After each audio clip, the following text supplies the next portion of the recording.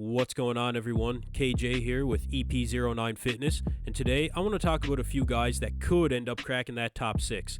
You never know with some of these guys. First guy up, Derek Lunsford. Derek won the 2021 Olympia in the 212 division. He's got Hani Rambod as his coach, and he doesn't have any of those weight restrictions this year. And him and Hani have talked about how it was really hard for him to suck down to that 212 level. But not having any restrictions and having untapped potential, that does not necessarily equal definite success. He's never competed at this level before, so there might be a little bit of a learning curve there. How does he feel right now? I mean, does he feel good being this big? He's not used to being this big.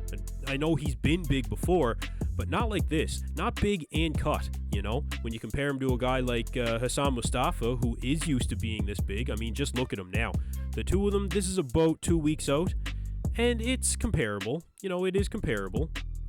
But I think that Derek is going to do well this year.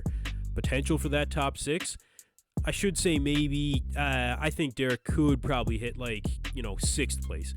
Derek is only 5'6", you know. He's got guys like Big Ramy, who's 5'9", Brandon Curry, 5'8". Not that that necessarily matters, but it could be a factor. Next guy up, you've got Hassan Mostafa. And Hassan Mostafa has done a lot of improvements. Look at the improvements that this guy has made in the past couple of years. Go look at pictures from a couple of years ago. It's night and day. I mean, conditioning was always his thing. He was always big. He was always round. I mean, he's ridiculously huge. But now, he's really dialed in that conditioning. He won 2 pro shows this year, you know, and I really think that it's going to make the difference for him working with AJ Sims. It seems to be anyway. However, with all that competing he's done this year, your body's only going to peak so many times. So he's got potential. Hopefully he's taken enough time to rest. We'll see what happens when it comes to Hassan Mostafa. But he is looking good. I think he's got potential for the top 6. Now, one of my favorite guys that have come into the IFBB this year, Michal Krizo. I just think Michal Krizo is such a great addition to this year's Olympia. I mean, although he's a newcomer to the IFBB Pro League, he's proven himself by dominating the Elite Pro, and that's exactly what he did, is dominate. He's won 5 Arnold Classics internationally. 5 of them, you know? It's ridiculous. He's huge, he's round, he comes in full, and his conditioning is getting better and better each show. However, with a guy like Michal Krizo, this is a new level for him to compete on, you know? He hasn't proven himself at the top level yet. The Prague Pro, where he just qualified for the Olympia, you know, there wasn't a lot of stiff competition for him there. So it's going to be interesting to see how he really stacks up. Has he taken the time to dial in his conditioning? We're going to find out here in the next couple of weeks. He does look a little bit behind in this update, I gotta say. It's from about 4 days ago, this video.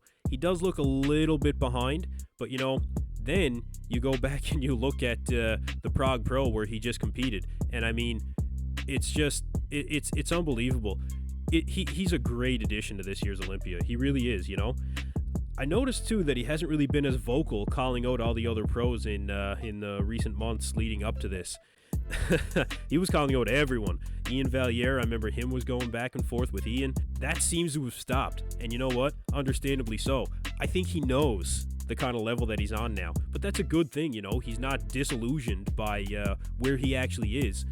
Even with that being said, he still might have potential to hit that top 6, and that's really, really exciting. I can't wait to see Michal Krizo on stage. A lot of people can't wait to see him on stage this year. You know, you've got another guy here, though.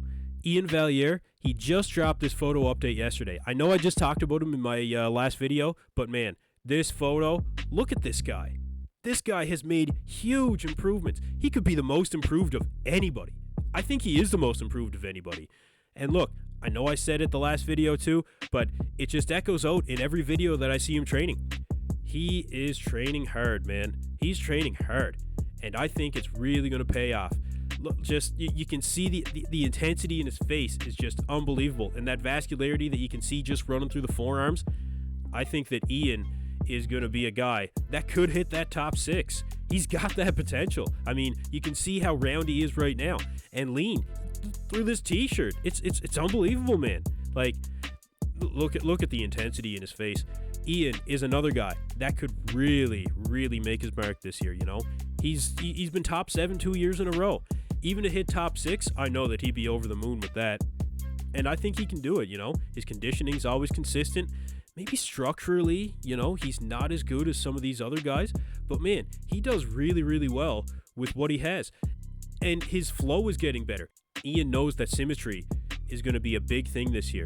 And I think that he's been working on that symmetry as much as you can work on symmetry. I think he's been working on it. And I think that he's going to have a great illusion between his last year's look and this year's look, where his waist is going to look smaller, his shoulders are going to look wider. It looks like he's got a wider quad sweep. Iain, definitely potential for top 6. So we'll see how he does. Anyway, guys, that's going to be it for this video. Thank you very much for tuning in. Make sure to like and subscribe. We'll see you guys in the next video.